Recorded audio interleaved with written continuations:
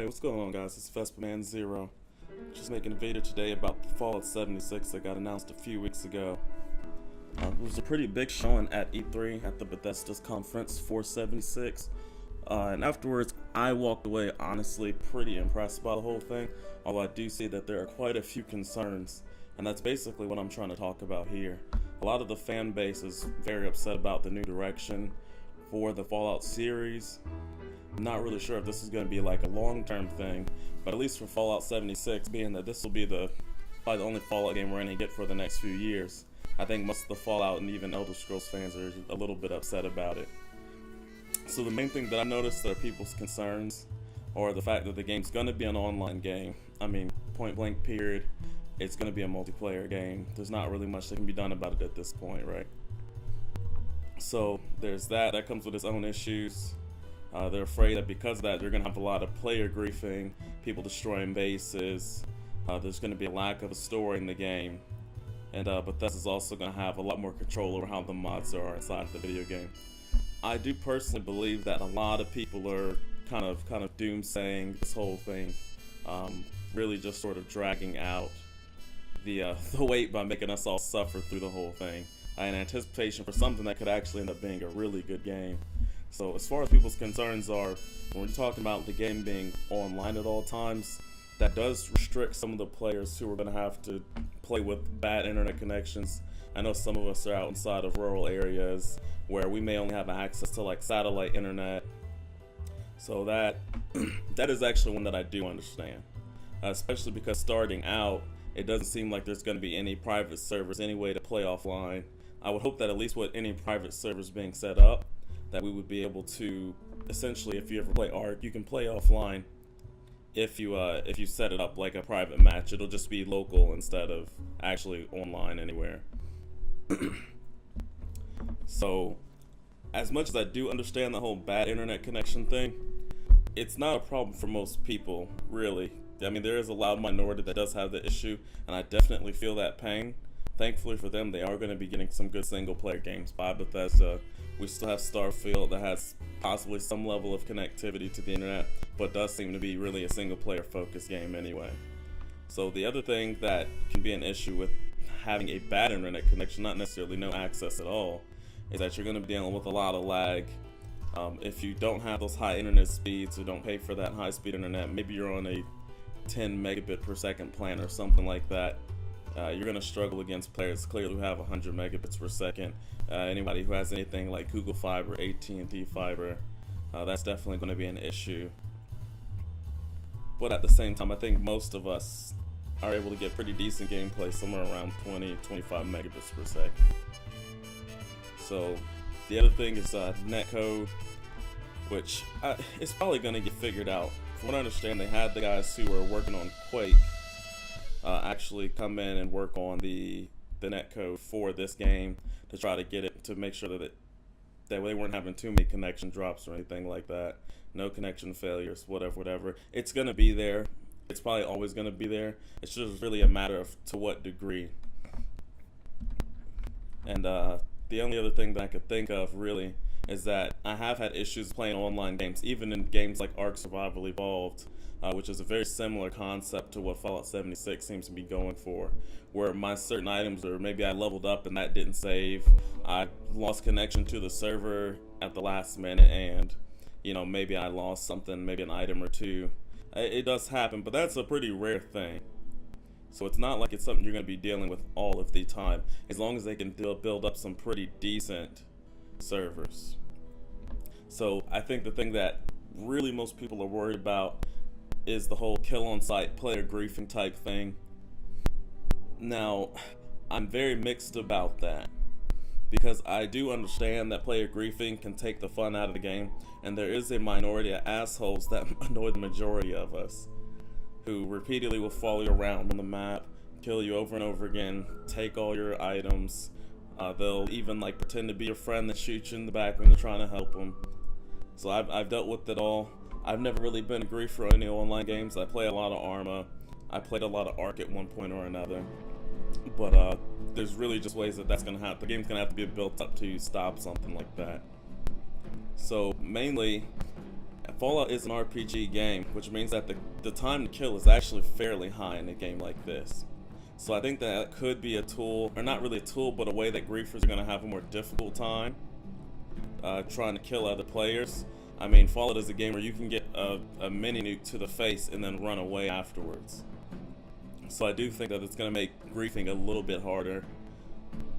You know, we're also going to have groups of people and stuff like that, possibly some sort of companions, possibly, and maybe pets or robots or machinery that can also kind of help out as well. So mainly, I think if they're going to stop something like that, and this is the hypothetical, this is something I do not know, I actually kind of feel like they're going for the opposite of this, and I feel like this is going to be a mistake. This is where I do sort of agree with a lot of the critics, is that they must be given a lot to lose. Players don't want to lose their items. But if you make it so that there's no consequence for dying, or very little consequence for dying, you can sometimes create almost like a big free-for-all deathmatch type of situation. So if they make it so that if you lose certain items, if you lose a certain amount of experience, possibly even use some sort of bounty system, then I think they could maybe curb the griefing a bit.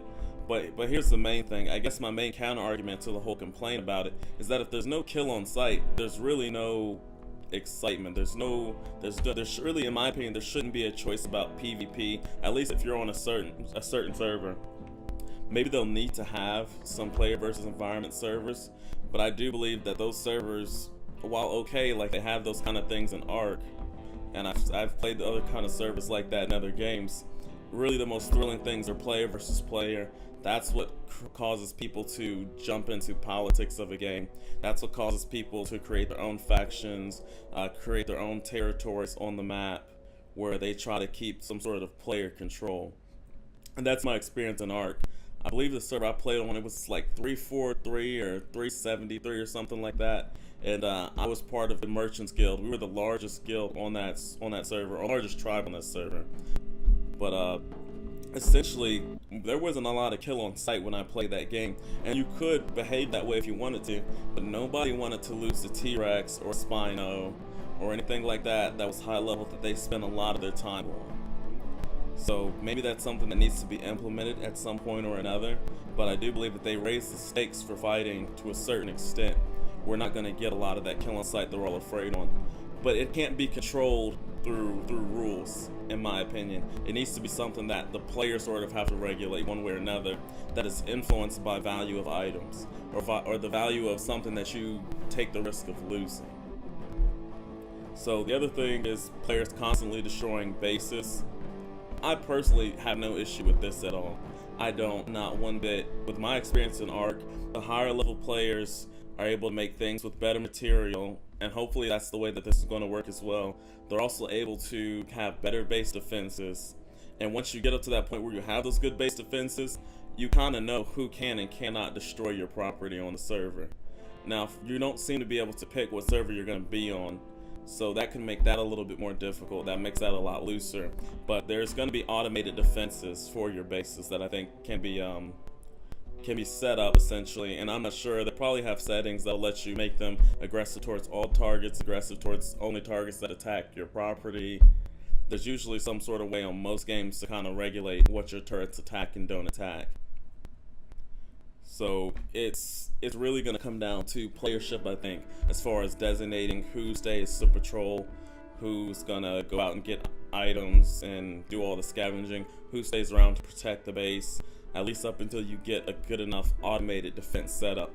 I mean, if you do have companions of some sort, maybe robots, I did see that there looked like there was a Protectron machine shown inside of the trailer, then that can also act as some sort of base defense. And maybe you'll be alerted to your base being attacked, sort of like how your settlements would get attacked in Fallout 4. So I think that pretty much covers itself. In my opinion, I don't actually like that you can pack up and take your base with you. I kind of feel it should stay there on a server, but because the servers are not something where you can log into the same each game, I guess that's a sacrifice that had to be made. So another thing that people hate is the damn nukes in the game. They're supposedly supposed to be really difficult to get codes for. We'll see how that actually works out, and the damage they do is temporary. I'm very so on this, but I don't think it's going to be the huge bad thing that we all think it's going to be. If it is difficult to get codes and requires more than one person, then I think that's going to encourage teamwork more than anything. And from what I understand, there's going to be places where you can't necessarily launch these nukes. And you can't launch them at a person, that's the other part. You can launch them at locations, which is going to stop someone from just trying to randomly nuke you. And you'll also have plenty of time, according to, I believe it was Pete Hines that may have said it. I could be wrong. But they did say that there was going to be plenty of time for you to pack up your base and actually move away when that impending threat of nuclear annihilation actually shows up. And then on top of that, the damage is temporary. It's really more of a tool, it seems, to create more high-level areas to get better loot. So when you're at that end-game part of the game, you're essentially using those nukes possibly to create these high-level situations where you have these more irradiated enemies that drop legendary items, things like that. Enemies that are going to give you more experience for fighting, have high rates of drops for value items. And at the end of the day, they still have that stupid feature where you can pack and take your base up with you. So you don't really have to worry about a nuke being launched on your base. So the last thing that really, well, maybe not the last, there's actually one more thing after this. But there's also going to be a lack of a real story. So the story's going to take a back seat more or less for the player-to-player experiences in this game. They're going to try to use more of the environmental storytelling method rather than have you run amok amongst NPCs and talk to them to try to get your story out through dialogue. It may not be that bad. I do kind of get that people are a bit worried about that piece, but there's going to be robots allegedly through the game and a whole lot of environmental storytelling. So I think that Fallout, in all honesty, has never really been too much about the really strong single-player story. It's really been about the lore in total. A lot of it for people is they enjoy Fallout in the meta more than they enjoy it inside of the game. I'm personally one of those people. I spent probably more time looking up Fallout lore and watching videos about Fallout lore than have actually been finding it through the game or participating in the game main stories. Elder Scrolls is the same way. Skyrim has some very weak, honestly some very weak stories through that game. The main story is very weak in that game, in my opinion. Maybe you disagree, which is fine. But there were certain settings that you go to in the game. You know, the first time you're going up the throat of the world, and you know, I'm climbing up those 1,000 steps or 1,000,000 steps, whatever they call it. I remember reading about that in prior games, and that was exciting to me. You know, so really that kind of stuff I think is what's going to be more exciting. I remember at certain points in Skyrim and then Fallout, you know, going to certain places and be like, oh man, I heard about this location. You know, dealing with the Institute in Fallout 4, you know, I was like, wow, you know, these are, since I remember this being kind of a thing from Fallout 3. So it wasn't what was directly told to me, like in my face, that got me excited. It was more what previous games had set up for me that I was now rediscovering, or discovering rather than reading or being told about it through dialogue. So I think that could actually be really, really cool. We may see some situations where certain locations we see in the game have some sort of importance to things that happen later in the story, sometime between Fallout 1 through 4 or something like that. So I think that that's not going to be the big deal.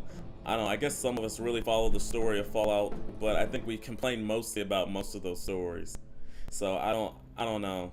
I think we'll be fine on this one as long as they put enough lore inside of this game that's going to be relevant. Now, it can't be pointless lore where they're adding things that don't really seem real, that are inconsequential to Fallout games that chronologically take place later down the line.